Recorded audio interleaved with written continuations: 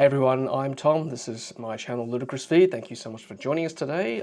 In this video, I will be referencing the article in The Driven. I'll just get the exact title for you.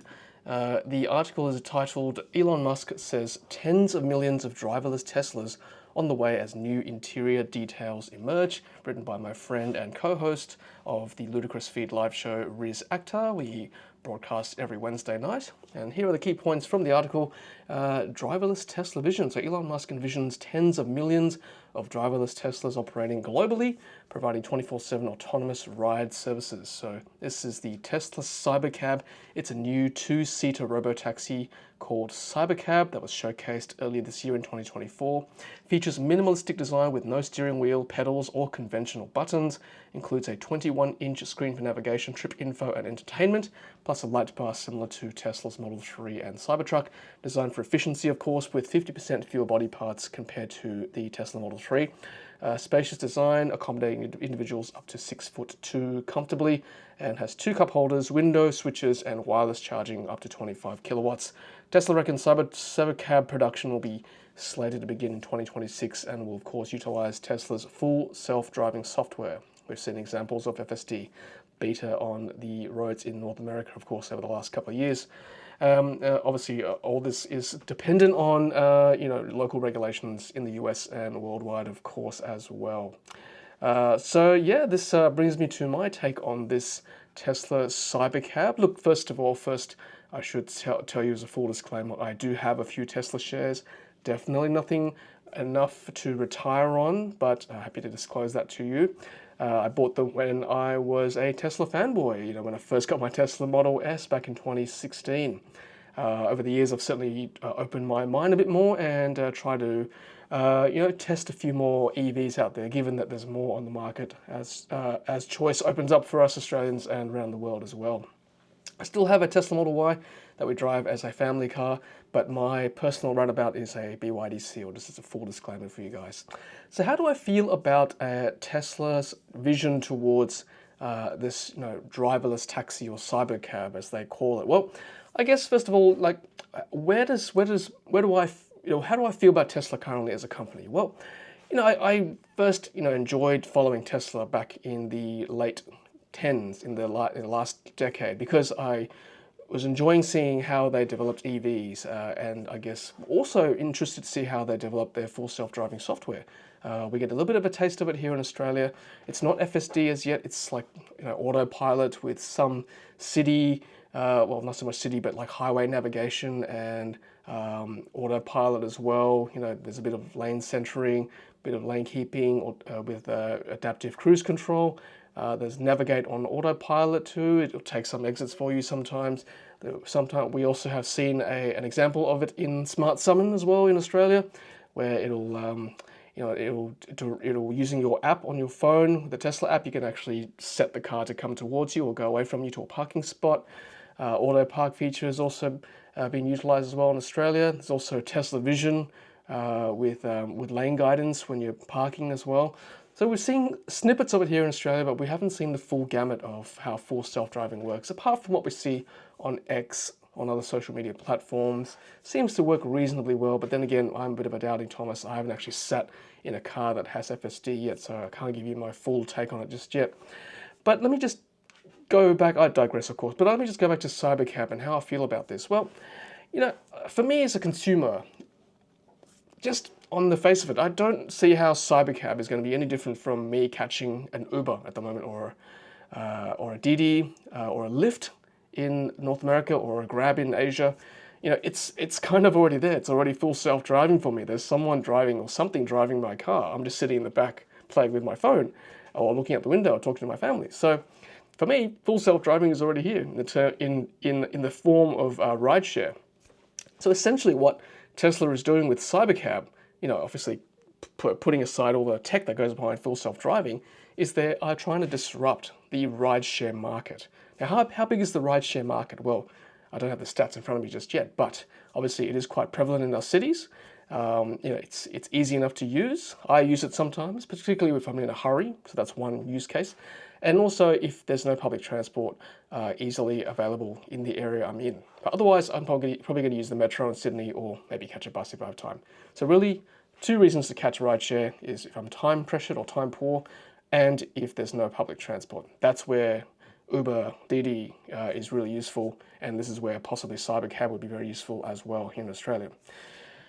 I guess we haven't seen examples of full self-driving being utilized here in Australia yet, so I can't tell you how well it's going to work. We know in, I think, late 2023, we had some FSD testers in Australia.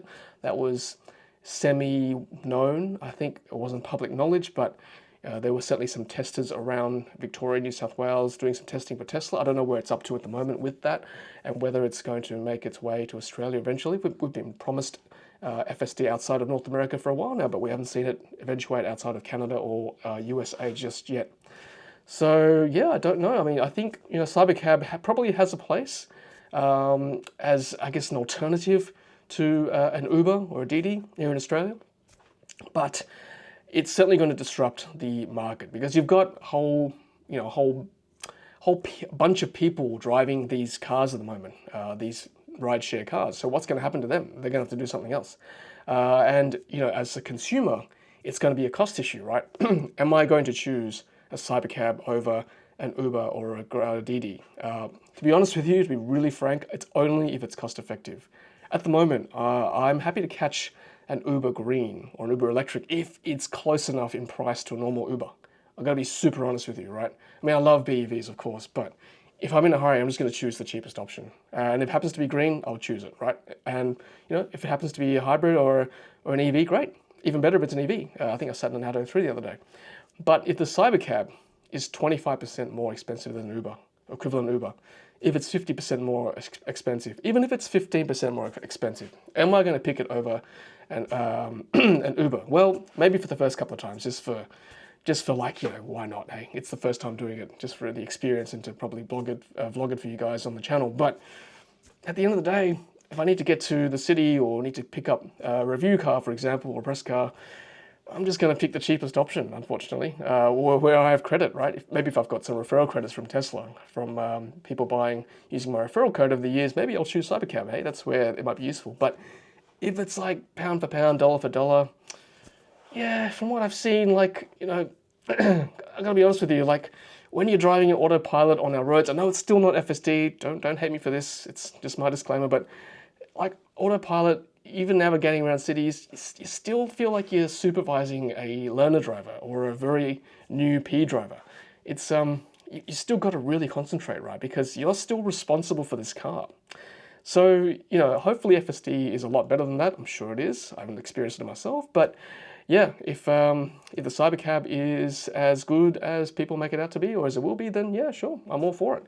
But I guess, can the Cybercab account for infinite number of possibilities that could happen on our roads, right? Because obviously if you've got a driver in your Uber or Didi or Grab or Lyft or whatever, then yeah, they can take evasive maneuvers if needed. Obviously, it's still on public roads here. Stuff can happen.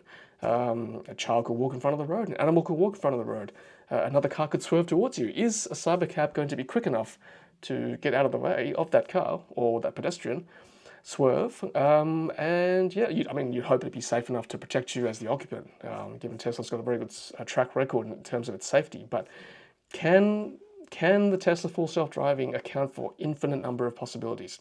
Sure, under controlled conditions, yeah, I can probably sit there in the car and watch it navigate from point A to point B and vlog it for you guys, as they do in North America with social media. But I mean, that's one example, right? I mean, if there are infinite possibilities on the road when we're driving. You and I know that as we drive in the city, right? We have to pay attention all the time. So hopefully Tesla's full self-driving software is up to scratch from that point of view. I don't want to say one way or another because I've not experienced it yet for myself, but it does look interesting. And again, it's Tesla's banking on the fact that ride sharing is going to grow over the years, rather than just taking market share away from the current ride-share market from Uber or Lyft or Didi. Because for me, ride-sharing is still a form of public transport. It's not my car, right? As much as, as exciting as full self-driving is, I actually enjoy driving, believe it or not. I, as a driver, enjoy taking my car around town. Even if I'm doing chores, I actually enjoy the feel of controlling the vehicle. As I said to you, I'm only going to take rideshare only if I absolutely have to. So that's just me personally as my use case. I can't see myself giving away my car or giving away control of my car anytime soon because I do love driving. I might be different. Maybe I'm special. Maybe you guys don't want to drive out there. Leave your comments below. Do you want to sit there all the time and have the car drive you around? Do you want to ditch your car one day and have the Cybercab drive you around one day?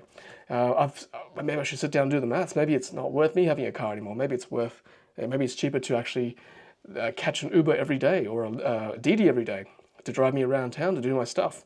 But I guess what I like having about a car in the garage is that I can just get in the car straight away and just drive off and do something, as opposed to having to call it up on the app and wait maybe 5-10 minutes for a ride share. Anyway, that's just my thoughts to camera about the Tesla CyberCab.